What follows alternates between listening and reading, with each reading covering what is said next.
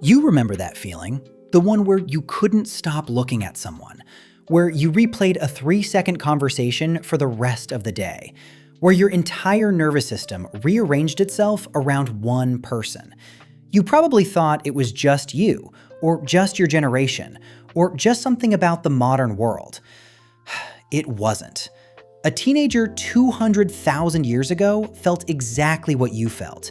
In a world with no schools, no social media, no Valentine's Day, the same electricity, the same helpless pull toward one particular face.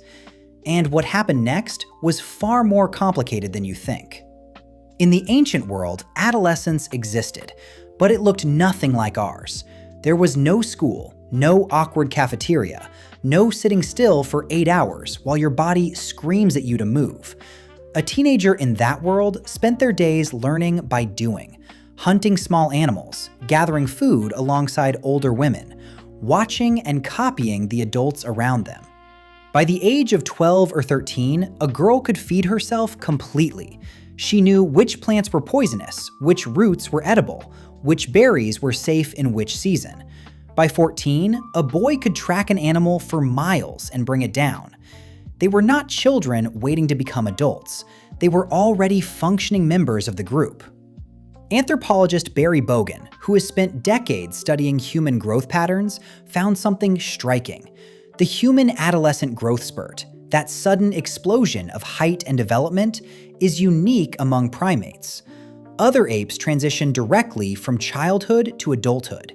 Humans have this long in-between phase.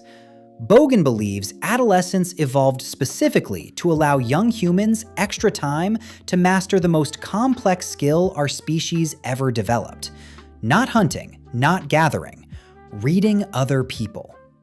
Before you could survive in that group, you had to understand it. Who to trust, who to avoid, who was rising in status, who was falling. That took time. That is what adolescence was for. And then puberty arrived. The same hormones that flood a modern teenager flooded them. Dopamine, oxytocin, testosterone, estrogen. The same restlessness, the same intensity, the same sudden awareness of another person's existence. Anthropologists William Jankowiak and Edward Fischer did something remarkable. They searched for evidence of romantic love across 166 different human cultures, from the most isolated tribes to the most complex civilizations. They found it in 147 of them. Love songs written by teenagers, folk tales about young couples who ran away together against their family's wishes, stories of sleepless nights and the ache of wanting someone who did not yet want you back. That feeling is not modern. It is not cultural. It is not something social media invented.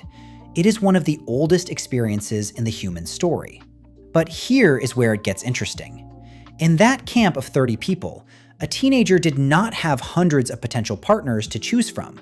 They had a handful, maybe 3 or 4 people of similar age. Everyone knew everything. There was no mystery about someone's personality because you would watch them every day since birth. You already knew who lost their temper easily, who shared food generously, who was kind when no one was watching. Attraction in that world was not based on a profile picture. It was based on years of watching someone be a person. Attraction in the ancient world was brutally honest. It was not about appearance alone. It was about what you could do. Among the Hadza of Tanzania, researchers found that teenage girls paid close attention to which boys were developing real hunting skills. Not the tallest, not the most handsome, the ones who were becoming genuinely capable. And boys watched girls just as carefully. Who moved with confidence, who the older women trusted, who worked hard without being asked. This was not shallow. This was survival arithmetic playing out in real time. Your partner's capabilities directly affected whether your children survived. Getting this right was not a luxury. It was one of the most important decisions a human being ever made. But there was something else driving attraction that had nothing to do with capability at all. Dance. Anthropologist Edward Hagen and Gregory Bryant found that rhythmic movement together, dancing, was one of the primary ways early humans assessed potential partners. Moving in synchrony with another person signals something deeper than words can express. It says, I can attune to you, I can match your rhythm, we can coordinate. In a world where coordination meant survival, that signal mattered enormously. One evening of dancing around a fire could change everything. And what did the parents think about all of this? They watched carefully.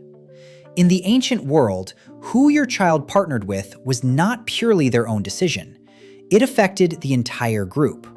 Among the Kung Bushmen, studied by anthropologist Richard Lee, parents played an active role in shaping who their children spent time with, particularly their daughters. Not through force, through positioning. A mother might arrange for her daughter to gather food alongside a young man she approved of. A father might invite a particular boy to join the hunt. Opportunity was engineered quietly, without announcement. And disapproval worked the same way. No confrontation, no prohibition, simply fewer opportunities, more distance. The gentle architecture of a parent who knew how human attention works. But teenagers being teenagers, then exactly as now, did not always follow the architecture. Anthropologist Kim Hill, studying the Aceh people of Paraguay, documented numerous cases of young people forming attachments that their families had not planned for. Sneaking away, meeting in secret, making choices the group would have preferred to make for them. Some things have not changed at all. So that feeling you remember, the one that made you act slightly unlike yourself, the one that made the whole world rearrange around one person. It was not weakness, it was not stupidity, it was not something you should have been able to control. It was 200,000 years of evolutionary programming doing exactly what it was designed to do, directing your attention toward the person your ancient brain had decided might matter. The ancient teenager felt the same electricity, the same helpless pull, the same rehearsed conversation that never quite happened the way they imagined. They lay awake under the same stars, wondering if the other person thought about them too. The stars were different. The feelings were identical. Adolescence was not invented by modern culture. It was not created by hormones we don't know how to manage or schools we don't know how to survive. It is the oldest in-between there is. The long, slow becoming of a person who is ready for the world. Your ancestors lived through it, confused and electric and certain of almost nothing. And somehow they made it through to the other side.